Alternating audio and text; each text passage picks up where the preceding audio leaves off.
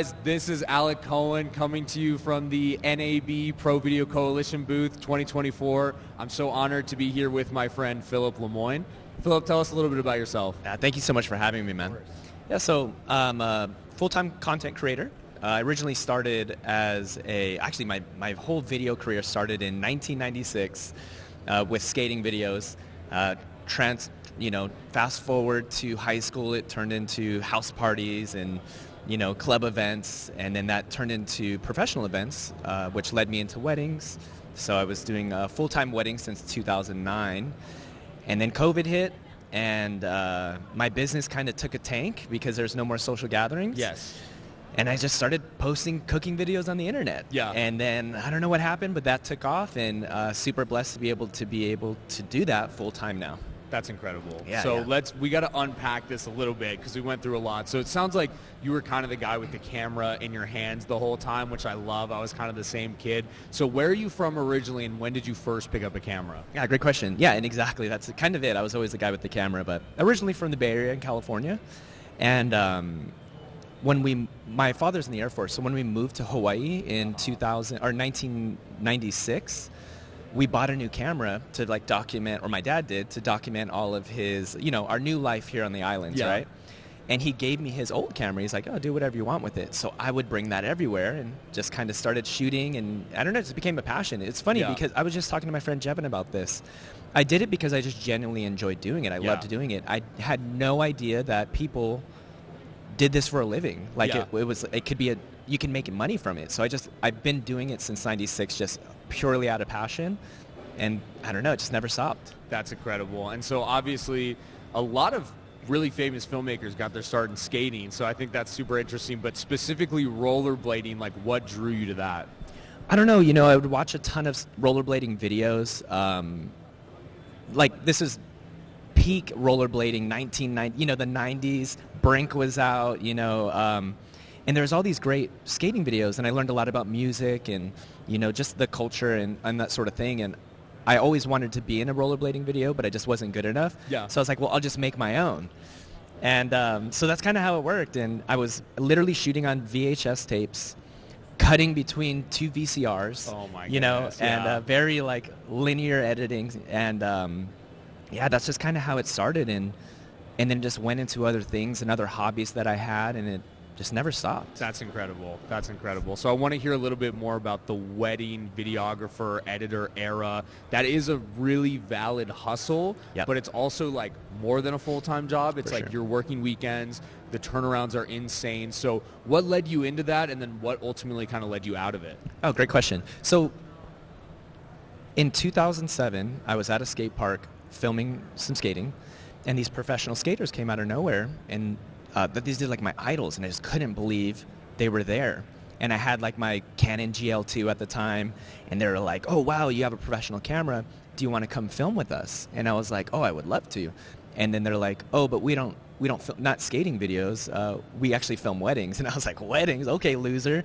And then he's like, and we can only pay you maybe $25 an hour. Yeah. And I was like, $25 an hour? Yeah. That's the most money I've ever seen in my life. So I started off as a second shooter. Fast forward, I ended up moving to Hawaii in 2009. I started my own video production company. Amazing. My good friend Vinny Minton, shout out to Vinny, he gave me all of his contracts, all of his system, and I used that to create my own business. 2009, I think I booked about 4 weddings.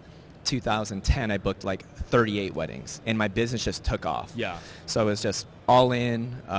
That was my main source of income. And I loved it. I thought it was what I wanted to do. I thought I wanted to be a travel videographer shooting weddings. Yeah. But it was just a lot of work. I missed a lot of my friends' weddings. I missed a lot of events because everything's happening on the weekends. Yeah. And all my regular friends have 9-to-5s, so they were doing stuff on the weekends that I missed. So yeah. I started I don't want to say getting burnt out, but I was like, I need to find an exit strategy. So I started looking into how can I make income with video where I don't have to physically be there, what's something passive. So I started looking into YouTube. That's when I learned about YouTube, passive income. And I was like, I'm going to start a YouTube channel. I'm going to do this. And I researched YouTube for, 4 years before I actually made a YouTube video. That's amazing. And what really kind of pushed me to go all in on YouTube was COVID. Once COVID hit, I just couldn't make, weddings came to an end. Yeah. I had to literally give people money back for deposits. And oh, that's and I horrible. just started posting videos on the internet. And then once that really started taking off, I was just so blown away. And I was just able to leverage that. Absolutely. And one thing that I'm kind of picking out of everything you just said is like this kind of entrepreneurial spirit. And I think that's so important, is like us filmmakers, we're obviously creatives and we want to just have a camera in our hands the whole time, right? But it is so important. One, contracts, like you're talking about. Yeah. It's making your own business, because you could be a second shooter for your whole life and you're making $25 an hour well into your 30s and 40s. But taking that initiative to start a business, researching for 4 years on YouTube is incredible. And that's kind of what led you ultimately to start teaching other creators how to make content. So can you talk more about that? Yeah, definitely. And I think that's a really important thing, is a lot of creators don't realize that you are a small business. You're not just a creator, so you have to treat it like that. I actually went to school for business, not for videography. Yeah. But what's funny is when I was trying to grow my YouTube channel, I was posting my cooking videos in all these Reddit forums and Facebook groups, just trying to get views, because I thought that's build the only audience way. externally. Yeah, right. And no one ever asked me about my recipe. They were always like, how did you light that? Or, what camera are you using? Or what microphone are you using?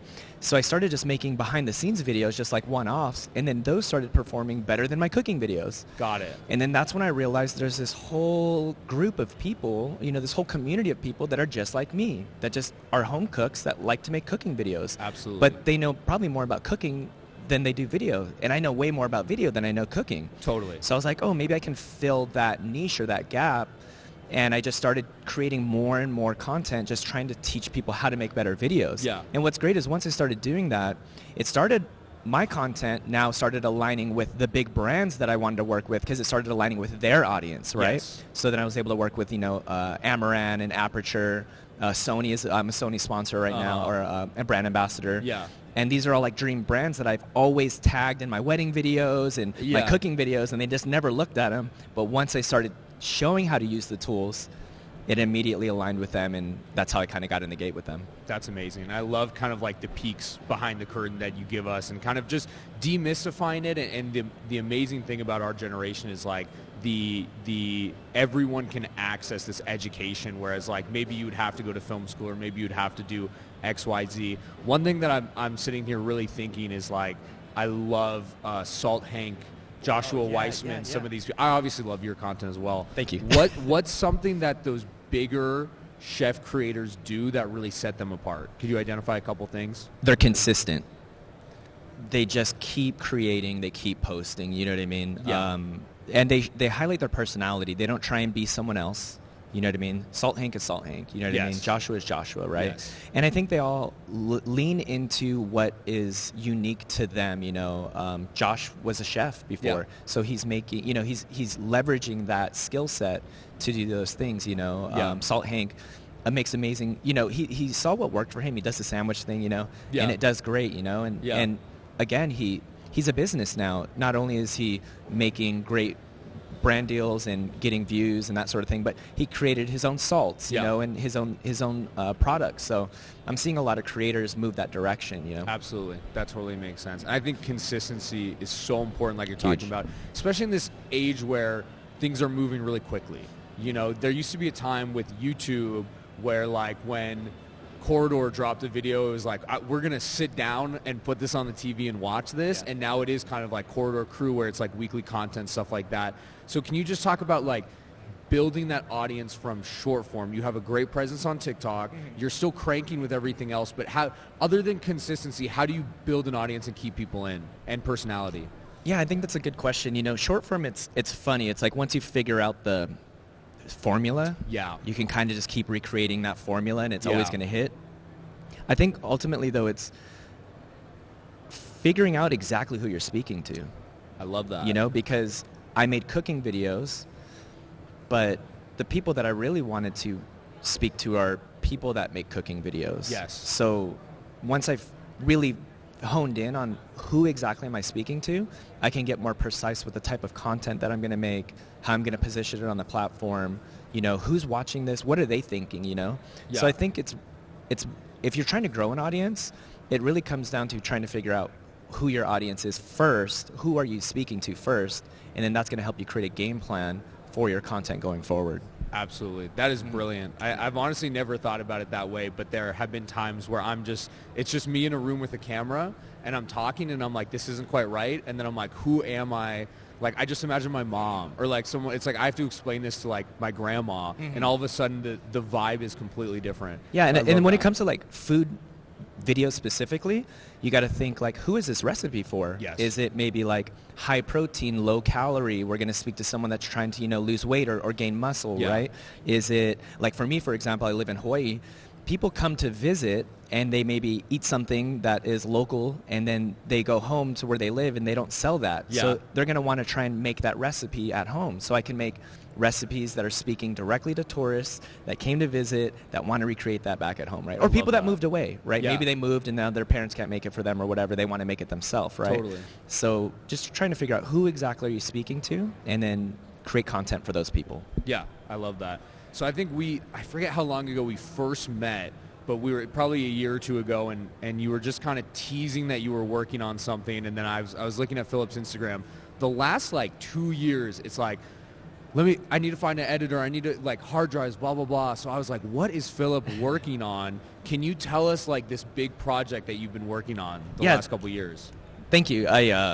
It's been crazy, but I started a course, cookingcreators.com. Okay. And basically it's a course geared towards how to cook videos, and how to cook videos, how to make cooking videos. And it starts from what gear to use, how to, pre-production, day of production, post-production, but then there's also social media strategy on there, as well as how to monetize your recipes. That's amazing. So I was thinking about you because like my fiance has been thinking about dipping her toes into this. We're trying to do this like a sweet potato gnocchi video, and it was like, I didn't think about pre-production at all. I was like, I'm a film guy, I could figure this out. Yeah. It's so awkward filming in like a normal kitchen where you have like the stove kind of against the wall and all this. And so what, in this sort of first course, like can you give us a glimpse at some of the tips or like some of the things that really, like if I were just getting started on this journey, why would I do a course instead of just binging all your TikTok videos? Yeah, I mean, I guess essentially a lot of the stuff that I teach is on YouTube, but it's just more organized, and when you make stuff for YouTube, you have to make it for the algorithm, unfortunately, so you got to get kind of straight to the point. Yeah. The course can dive a little bit deeper into, some of those topics or subjects. Totally. A lot of it is in the pre-production, though, just knowing what you're making, what shots you need, how to plan those shots, especially when you're cooking. Yeah. If you put something down to cook it, you don't really have a lot of time to move your cameras or change your angle before that overcooks or burns, right? Yeah. So just understanding, it's like a twofold thing. Like you got to know how to cook it and then know how to film it, right? Totally. So there's a lot of planning that goes into those shots to where you can nail your food and then also nail the shots for it. Yeah. So important. And talking about some of these creators, it's like what I think sets them apart is the lighting and the sound. Yeah. Because cameras are so accessible now. I mean, we're walking around NAB 2024 and it's like almost every booth has some amazing camera that's, very affordable.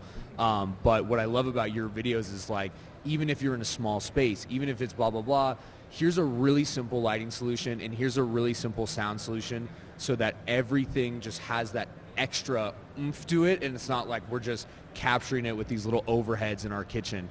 Those are things that are important to you, and like how important is that? Can you give a percentage to that? Like, is camera 50%, lighting's 20, audio? Can you break that down, or is everything crucial? I would say lighting is going to be probably one of the most important things, because you could just use your phone these days, but it has such a small sensor. If you had great light, it's just going to make such a better, quality image, right?